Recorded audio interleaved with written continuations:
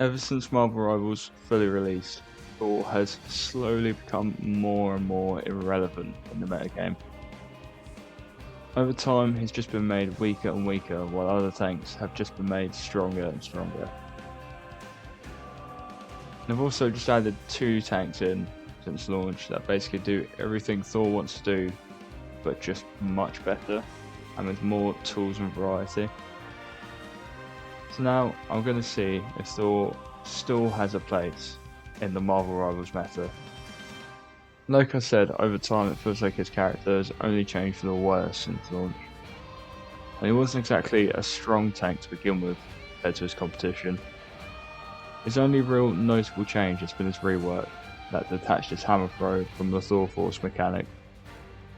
Meaning, instead of it giving him health, he uses it to generate Thor Force, then uses that to generate health.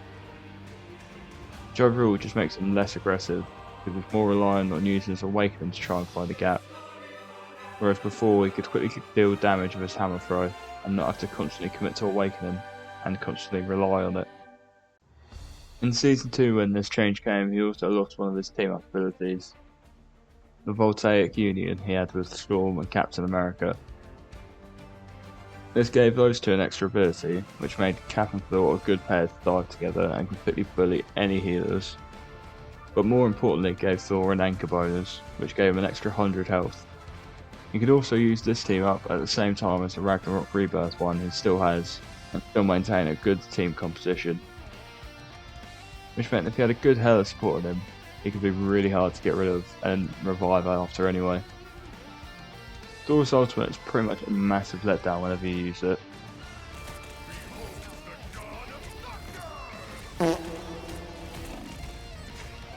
I originally thought it would be really good and just do a decent amount of damage and claim an area for Thor really easily, and maybe you can use it to pick off a healer. And it looks quite cool, flies up and smashes the ground.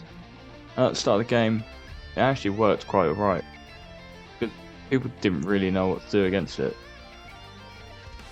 But in a few months the game has developed quite a lot, and people are now smart enough to just run out of the big red circle that's striking them with lightning, use a shield or any sort of movement abilities to just not get hit, and then come back in when Thor's vulnerable at the end. So Thor is a tank who's good at doing massive amounts of damage at melee range, using his hammer dash for burst movement to close distance and chase up dive healers. But from the beginning, Captain America has also been in the game.